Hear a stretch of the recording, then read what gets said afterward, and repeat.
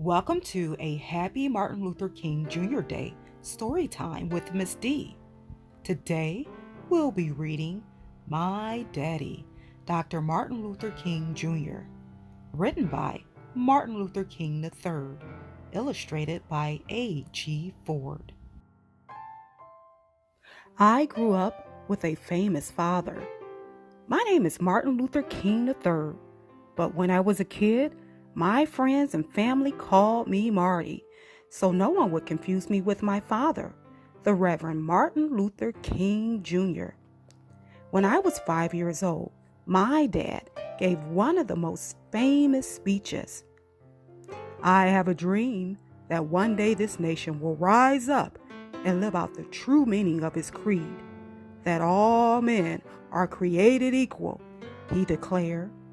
I have a dream that my 4 little children will one day live in a nation where they will not be judged by the color of their skin, but by the content of their character.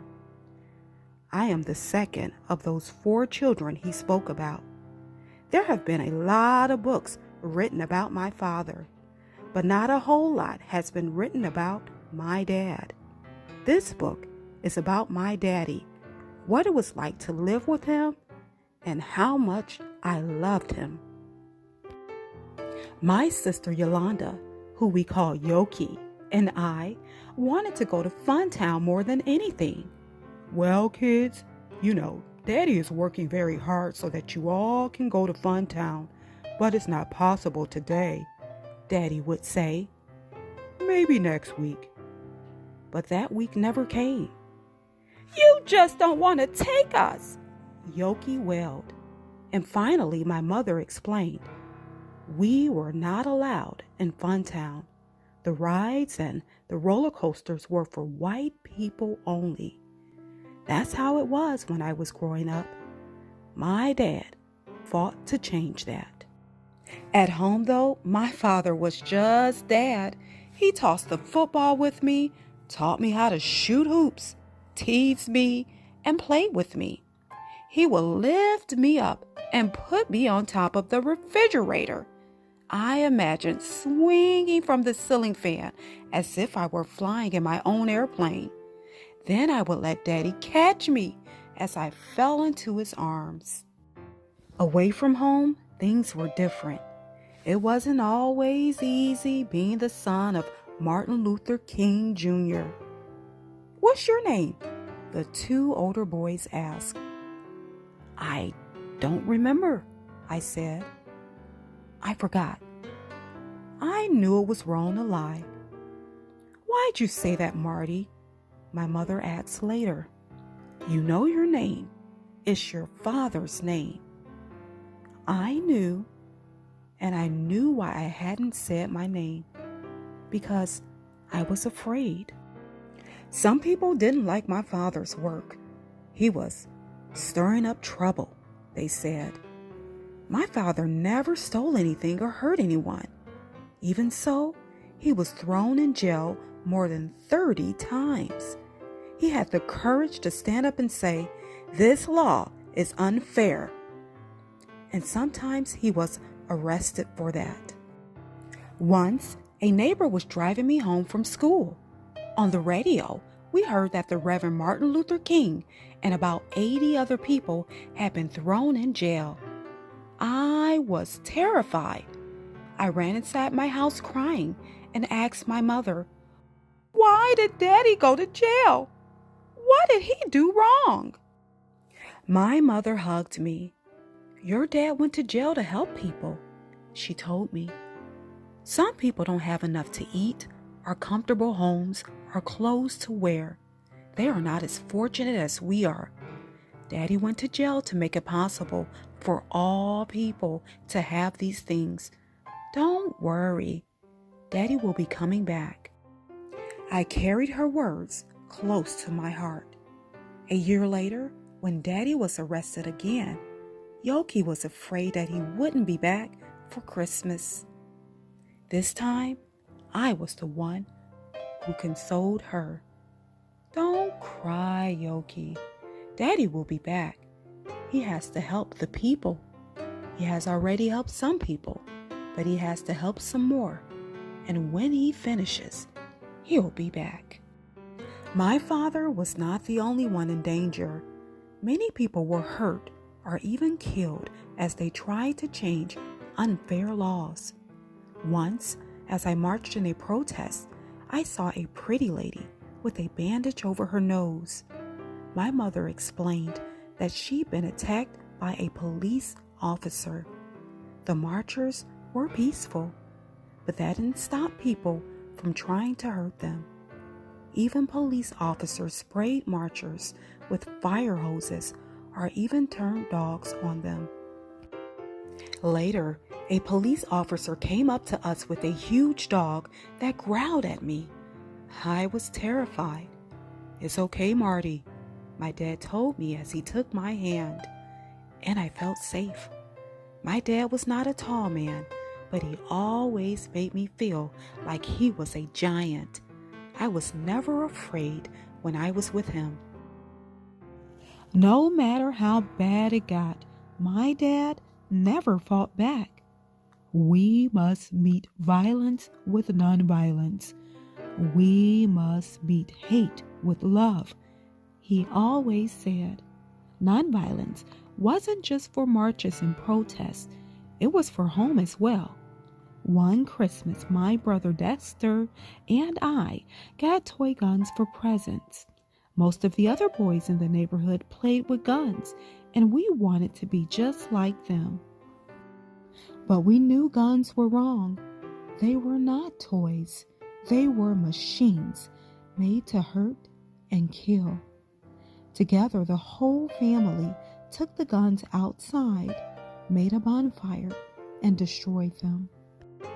That night, as my brother and I watched our gifts burn, we believed we were destroying all the hate in the world. One bonfire couldn't fix everything, but some things were getting better, like the law that kept black and white children from going to the same school. When I was in 3rd grade, that law was finally changed.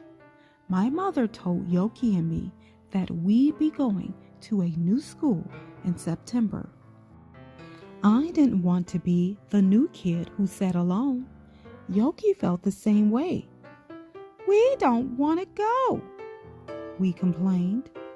"We don't want to be the only black kids at school." My mother said she'd see what she could do.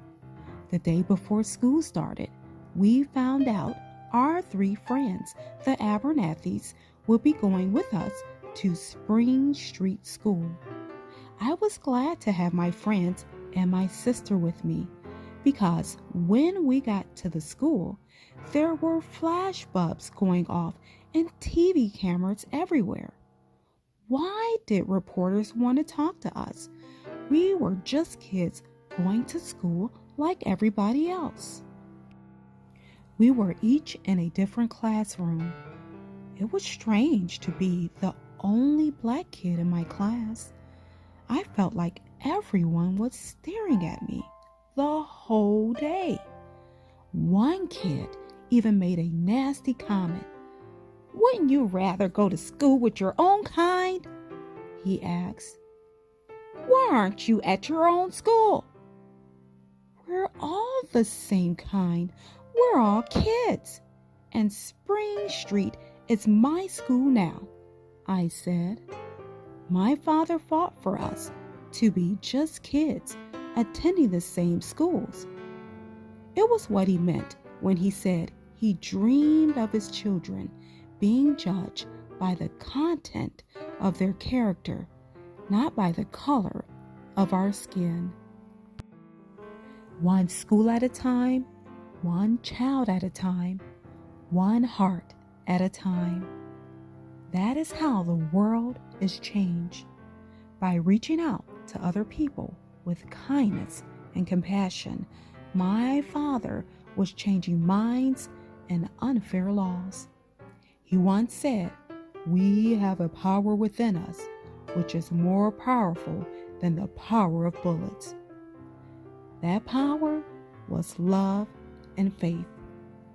It was a bullet that ended my father's life, but it did not stop his message. It did not stop his work. My father was there to see me start school, but he wasn't around to see me graduate. I was only 10 years old when he was killed. I was so young when my dad died, but I'm blessed with the memory of a warm and playful man, and I'm reminded of him everywhere I go.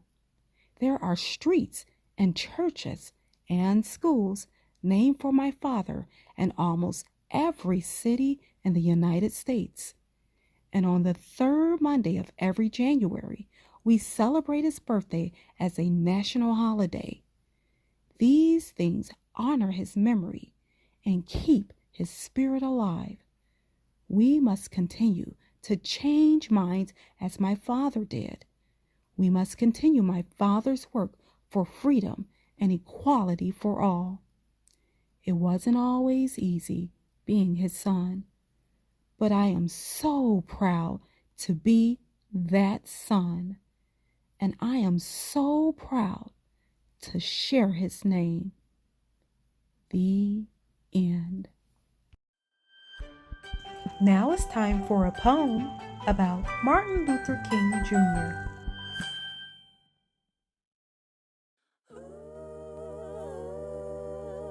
Because I have a dream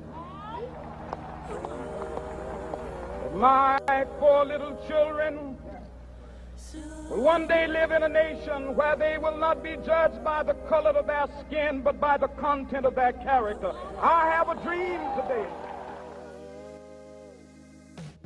We remember MLK, honored on this special day. He had a dream that we would stand united together in this land, that we would strive to find a way to live as friends in peace today. He wanted each of us to see the beauty of equality. He taught that right overcomes wrong, that hope can turn the weak to strong, and showing love instead of hate would make our country truly great. His message, meant to set us free, was filled with hope for you and me. So on this day, let freedom ring as we remember Dr. King. Thanks for watching, and happy Martin Luther King Jr. Day to you and your family.